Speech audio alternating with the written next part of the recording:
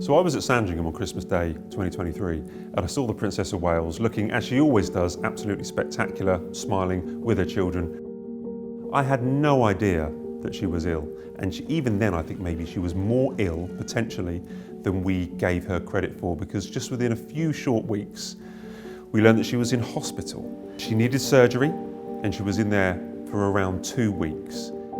And we were told that she would need to take a bit of time and would return in April. We gave her that time. But unfortunately, the public weren't so forgiving.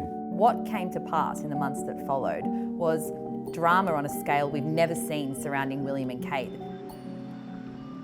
Something happened then. This story hit the zeitgeist in a way that had never happened with them before, and it seemed to just turn really dark really fast.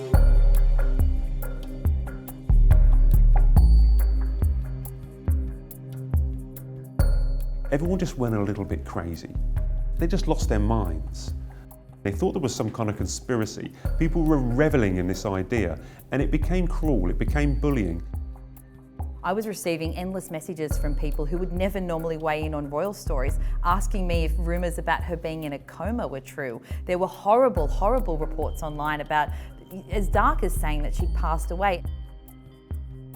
The conspiracy theorists that exist online, that always is the case with high-profile figures, but the way that it hit the mainstream was unprecedented and very dark.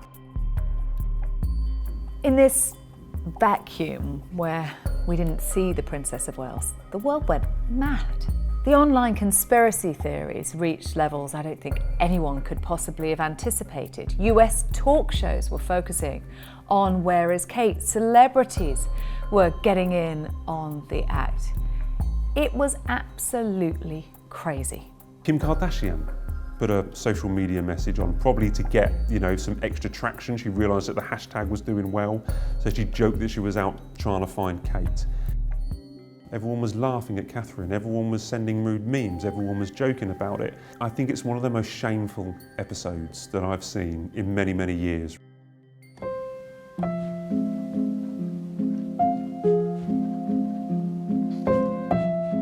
The palace did not want to be drawn into a running commentary about her health, but they did release a photograph on Mother's Day. And there was a lot of speculation about this photograph, that it had been photoshopped, that Kate still hadn't been seen in public. And I think the photoshopping of the picture, for which Kate then apologised for, further fueled what were growing conspiracy theories online. It just became out of control. As we now know, the palace was protecting her because she was waiting to reveal what was really going on until her children could be on break from school, so that they wouldn't have to face the public scrutiny of it as well, and so that her and William could explain the situation properly.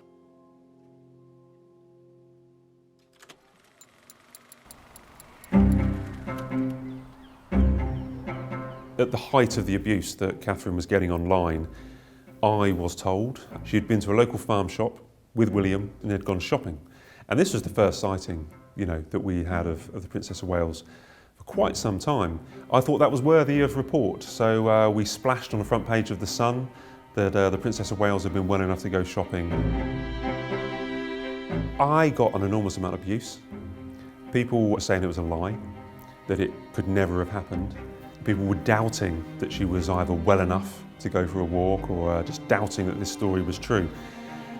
But fortunately for everybody, truth did come out, because someone was in the car park and they filmed Catherine walking with William. We hope that might be the end of it, that people might lay off Catherine just for a little bit of time, but no, it just sparked more wild conspiracy theories. X, Instagram, TikTok, wherever you look, just became a sewer. People should be ashamed of that period of time, because we later learned that while people were sending memes to each other on WhatsApp, while we were joking behind Catherine's back, she'd been diagnosed with cancer.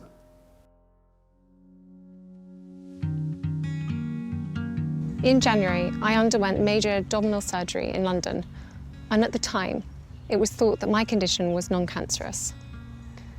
The surgery was successful. However, tests after the operation found cancer had been present. We've I'd never seen anything like that. I was close to tears. You know, it was quite emotional. I saw a woman who looked scared. I saw a woman that had been through a huge amount of trauma, clearly aware of what the public, the trolls, the people online, the cruel insults that have been doing the rounds. She was aware of that, and she was asking, almost begging for time and for people to understand everything that she's gone through. This, of course, came as a huge shock, and William and I have been doing everything we can to process and manage this privately for the sake of our young family. It was powerful. This was a woman sitting on her own, talking about her cancer diagnosis, but also making it about others and her positivity and her optimism. It was a really moving moment for me to hear Kate come out and announce that she had cancer, because only the year before I'd been through my own cancer diagnosis and on a course of preventative chemotherapy. So I was really, devastated for her, because I knew and understood what she'd gone through, not as a royal, not as the Princess of Wales, but as a mother, as a mother to little children. I thought she was incredibly regal and classy, the way she delivered that and the way that she explained it. And she looked like she was going to break down at times when she referred to her children. Incredibly courageous stuff. And I thought that she really did go up in many, many people's estimation. In that moment, I think that she became more royal than she'd ever been. The title, the Princess of Wales, seemed to be owned by the late Diana. It now is owned by Catherine. It was no longer Kate Middleton, it was Catherine, the Princess of Wales.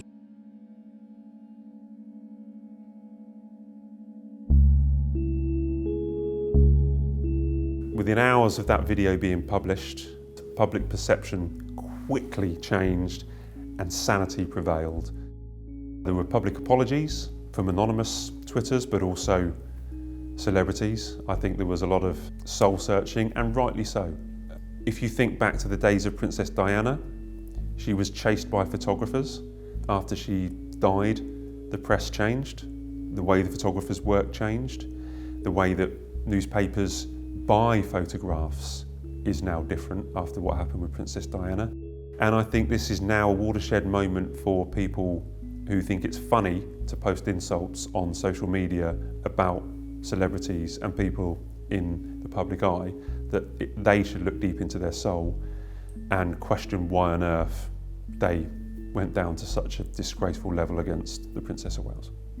It really was a turning point where, of course, everyone immediately stepped back and they gave her that space, and she was really surrounded by that support from all over the world, when just days earlier everyone had been speculating about what was going on, and it really humanised her, and also there was a lot of support for her courage in being able to reveal this publicly and to explain what had been going on. She didn't have to do that, but the fact that she did and was so open about it, I think, was well respected.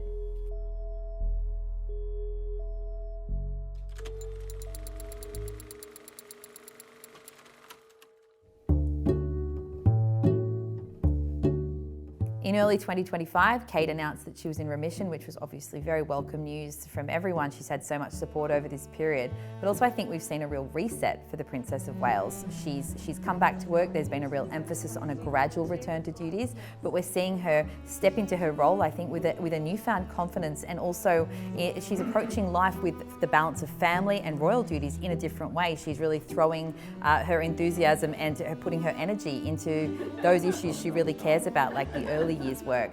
And I think we're going to see a little bit more of that over time, where she's learnt to reset that sense of duty, and also because she's had that period of time where she's been able to take stock of what's important in life.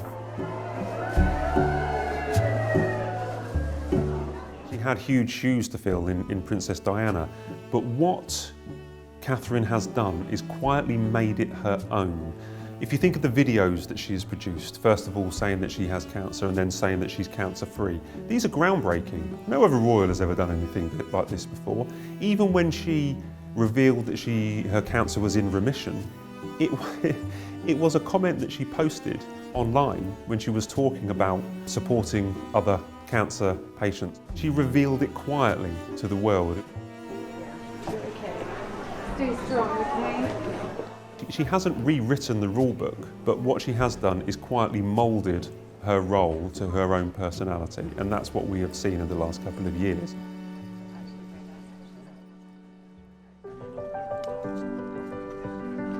Well, I'm thrilled that she's in remission. I'm thrilled that she's getting well. I hope that she's given the time and space to be able to deal with this in the way that she should be allowed to deal with it, the same way that anybody else in remission should be allowed to deal with it. If she pulls out of an engagement, that should be totally accepted, because some days you feel good, some days you don't. And I think that it's right that at this moment in time she can spend as much time being a mum as she feels fit, and also let William do the heavy lifting, doing what he's going to do. He's the heir to the throne after all. And I think that people should allow her as much time and space as she wants.